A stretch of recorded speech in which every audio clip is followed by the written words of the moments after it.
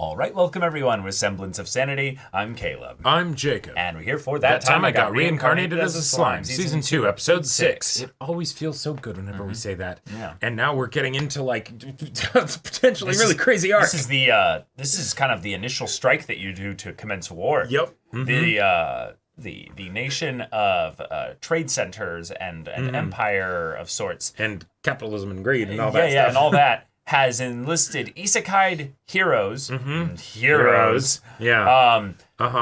go and instigate some shit while underneath a double barrier magic fuck off barrier. Yeah, which is like that's some good ass D&D shit. Yeah, like that's so cool. This is the kind of things that you would expect to happen in a world where people are like, hey, we have all these crazy spells and things like that. Like, what does warfare actually look like?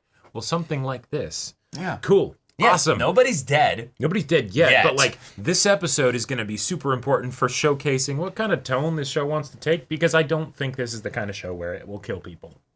Of the named not waifus allies at the very least. Well, okay, it technically did start with killing a waifu, but that was that's right. But that was with the like tragic.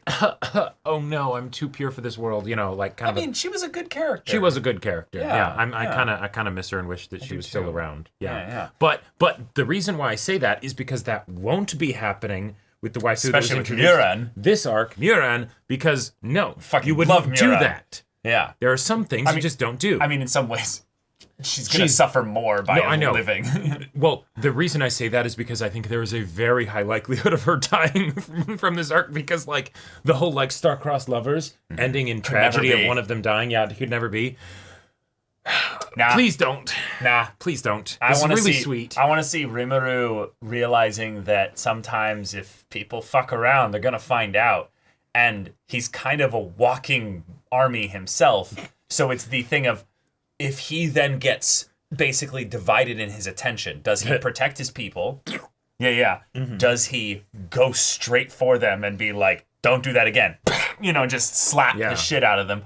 Or does he then go to the Beast Kingdom and be like, I have to honor our alliance. You guys are strong. You'll have to take care of this yourself.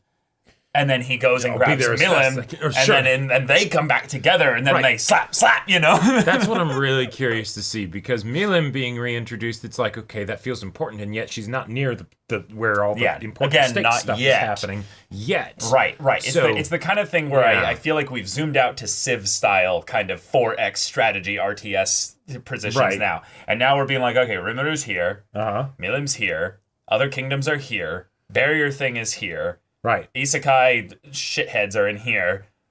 Fuck. Oh no. Right. Okay, everyone's too far away to do shit. And now, let's go into zoom in 4X. What the specific first battle of probably many will look like. Yeah. So without further ado, let's get into this. All right, everyone. Now be sure to go check out the reaction portion of the video in the description below. Then come back here for the discussion.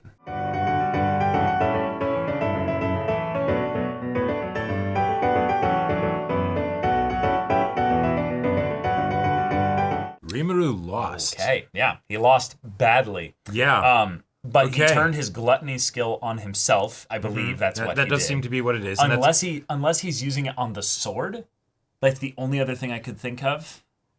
Oh. But I think it's going to be on himself. Yeah, because he kind of mentioned like losing consciousness, basically. Right. Well, and if he was going to use the gluttony skill on them, I feel like once he knew that there was the 7-strike limit, like, it would make a lot more sense for it to do it when he's not on his last strike, you know? Well, right. I wasn't saying doing it on them, on the sword specifically. Well, yeah, regardless, whenever it's on. I agree. Yeah. But I'm just saying that's another possibility. Yep. The idea of him doing it on himself, though, is a nice, like, way to caveat the losing, so it makes the antagonist still feel competent, you know? Yeah, and it's something where he was able to keep them from getting a full victory, and they'll probably be aware of that. They might not, but I get the feeling they will be, but they wouldn't necessarily be able to do anything about it. Because, like, what kind of a state is he even going to be in if he uses gluttony on himself? What happens? Like, he's never tried that before, you know? And as far as we can tell, no one's ever been able to access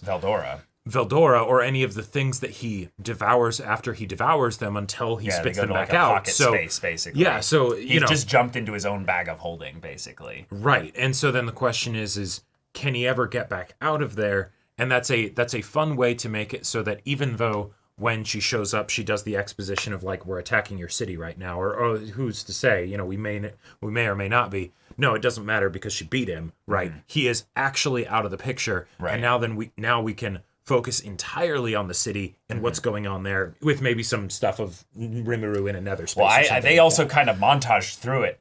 It's burning, it's on fire, the knights came in and they're like, yep, we did the thing correctly. So now we can just kill everybody. Yep. Awesome. Right. Fuck, that's dark. That is very dark. So I'm kind of impressed that the show basically is like, okay, we're going to have our cake and eat it. We're going to do it all off screen, which is in some ways even darker because it's we'll just show a child's shoe with blood on it.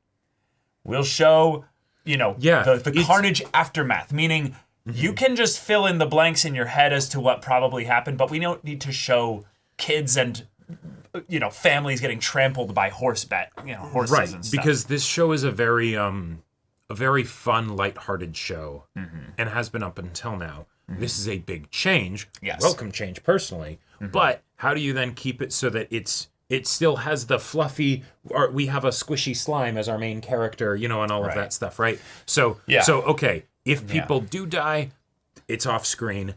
Theoretically, none of the named characters have died. Right. Named characters will die on screen. That's generally how this works. But it's the thing of we don't need to show the carnage for the purpose of building the stakes up. Exactly. You know what's going on. People are dying en masse. Yep. And a bunch of us are going to get away. A bunch of the are going to get away, but we don't know yet who is getting away until we see them next, which builds the intensity of, oh, cool. So it's until we see them, they're out of the story. Right. Given that there's only 3 of the isekai people and then the 100 knights, this will take a while. Right. Like many will flee probably. Exactly. But they'll be scattered. Even if they can't get out of the city, right, because of the barriers or something like that, it's still something where you can have situations where, the knights are making their way through pillaging and slaughtering and all of that stuff.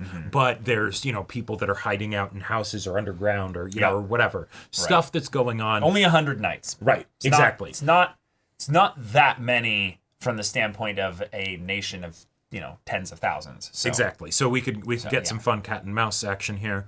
But, okay, Rimuru will not be coming in to save them. No. So they got to figure this shit out themselves. Yeah. Which, I love the way that they're tying this back to Shizue, though, because Shizue was the best part of season 1 in terms of, like, the non-Rimuru stuff, by far.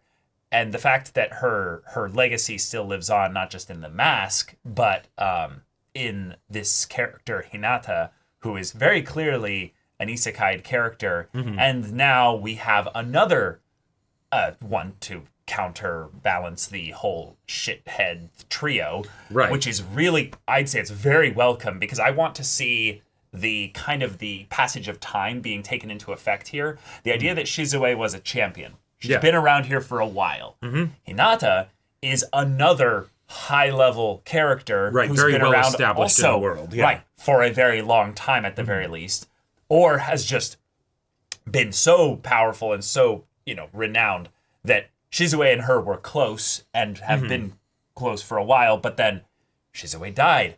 Oh, yeah, I got a heads up that not only did she die, but you killed her. And maybe even then, she knows maybe that you, violated her memory by absorbing her. Sure, yeah. She knows she died, you killed her, you also profess to be Japanese, but that's totally a lie.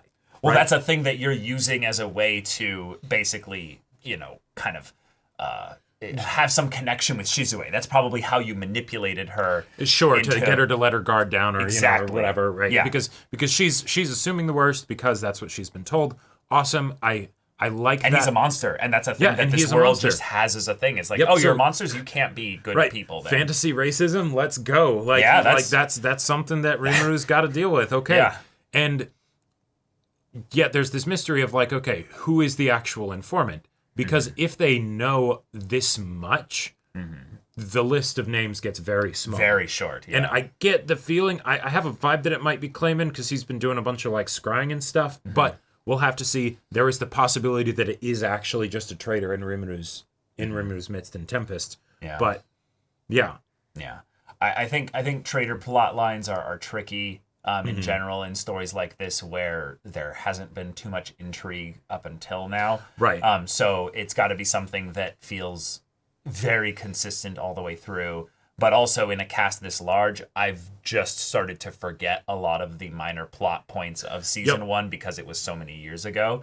So I'm grateful that the show is kind of taking it short. It's not short, but taking it slow with this Hinata reveal of being like, this is who she is. She has a connection to Shizue. We don't understand entirely the connection with Shizue.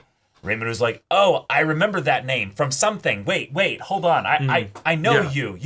And also, Hinata Sakaguchi, you should be Japanese then. Right. Then that's a nice way for us, the audience, to kind of follow along to catch up to speed with where he's at. And it makes sense that if you have like reincarnation, and yes, it's not just a one-time thing where protagonist is the only one who's been reincarnated. Right. It makes sense there would be other people, and we got that with the other 3 assholes at Tempest. But it also makes sense that you wouldn't necessarily be the strongest. Right. You might be totally busted in everything. But you've only been here for so long. You've only been here for so long, and there could totally be other people out there who are also crazy busted. And I gotta say, I appreciate that in this world of like where high magic. High magic, right? Yes. Where Rimuru has a bunch of Kijin on his side that can just, terrorize. circle of death for days, and all of that stuff.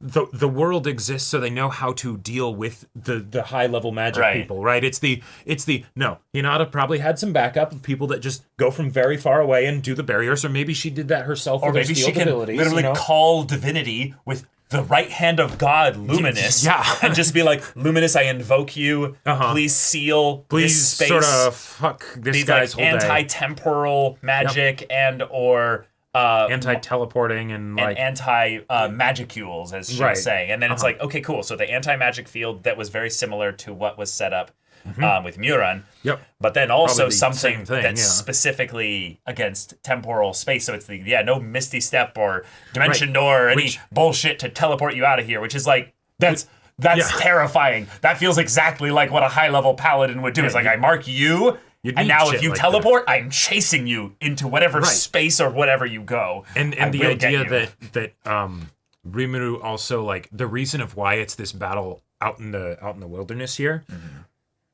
Yeah, he's not just gonna show everybody that he can teleport. Might as well keep that close to the chest. So he says goodbye and everything. They're crying. He gives the gifts. Ranga. And then he rides off on his wolf. And then all right, we're far enough away. Let's teleport now. Oh shit! Someone's waiting for me to do exactly this because they've probably been watching me for do this over and over again. Exactly. Yeah. So then it's the okay. I just figured out someone that knows potentially. Not Gabta. No. The mangaka, the guy who's been writing manga in this city. He would know. Okay. Maybe? Okay, I like it. Well, but he wouldn't know too much about Rimuru, but it's the thing about he would know that though. That's the thing that kind of confused me a little bit. Is that Rimuru assumed that because they were getting information that there must be a traitor, when with all of this high magic and stuff, if granted he hasn't seen Clayman or whoever using the crystal ball to scry on people and stuff, but like that's a fairly basic ability. When you think of like the traditional fantasy worlds and stuff, if he has all of this stuff, you'd think he'd know that like that's potentially a possibility, and like Well, that's why I was saying that it's a big deal that they mentioned so much about how Tempest as a nation has all these magical defenses, which means I think it's just being. It's not important to bring it up, but it's yes, we have anti, scrying and all that stuff, pervy eyes coming in to try and spy on the women in the bathhouse, Right. Why not have it also extend to all the important areas of politics and stuff? It's Totally. It's like, Rimuru, obviously you've set these up, right? He's like, yeah, totally. And then he's like, okay, quickly, how do I do that? And it sets it up, and then it's right, now it doesn't matter because they erected the anti-magic field. Yeah. And, it's fucked. So. And the idea of Soe being someone that would be able to potentially Warn Rimuru, I really like that because, yeah, if he had a shadow clone that was out somewhere or something like that, it's... Okay, quickly teleport to a shadow near Rimuru. Right, exactly. We probably all have a link telepathically to Rimuru, wherever he is. Just because he doesn't have, like, magic doesn't mean he, like, necessarily loses his connection and control of the shadows that are outside. I would say they operate independently. Yeah, and it's probably also a thing of where, again, we don't need to know why it worked. It's just a thing of where, no, they're all badass. Mm-hmm. This is the most he can do. Right. This tiny little quick message, shit, it's going down, you're being attacked, run, don't fight, and then it's gone. Done. Yeah, right. Yeah. Awesome. That's good stuff. That's fun stuff. It's something it's the idea of the old man beating Sasuke for a little bit, but then still ultimately losing because he's now got the body of an old man. Right. All of them are weakened by this. Yeah. It's something where the magical elements that this show is using here for this conflict. Mm-hmm. Normally, you would have to. In order for it to feel truly satisfying, you would want it to be well established so that the audience can kind of follow along with what's happening. And if you don't do that, then you have to be very careful to make sure that it really feels thought out. And this does. Right. Because it wasn't built up. It wasn't we just built know up. That magic of this high level is possible because of the world. Right. We have a general understanding of the kind of world that it is. Right. And then they bring stuff up like this, and it's like, this makes sense. It works. Yeah. Now, and it makes sense that the people would use these kinds of abilities. Mm-hmm. So this is actually like something to be concerned about. It's not just oh, hey, we're going to bring up someone super strong to showcase how Rimuru is really cool because he beats them. No. It works. It works. He loses. It works. Yeah, his people lose. Right. They're fleeing. Exactly. Who knows what's gone down there? Yep. So yeah, that's yeah. Now it's going the classic slower pace with a lot of talking and stuff like that. But it would have been nice if we had gotten more stuff at the city, having it cut away. But like I think that's the next episode. Probably. Yeah. But y'all, thank you so much for watching this episode's reaction and discussion. If you want to see the next episode's reaction and discussion right now, though, go check out the link in the description below for our Patreon. You can get an early access there. You can watch full-length timer reactions there, and all this comes with Discord access. You can chat with us in the community there about this show, about anime in general, and also be sure to check out our Twitch channel. We stream every weekday. The info's in the description. Yes, if any of that interests you, we'll see you there. But until then, we're Semblance of Sanity. I'm Caleb. I'm Jacob. And we'll see you all next time.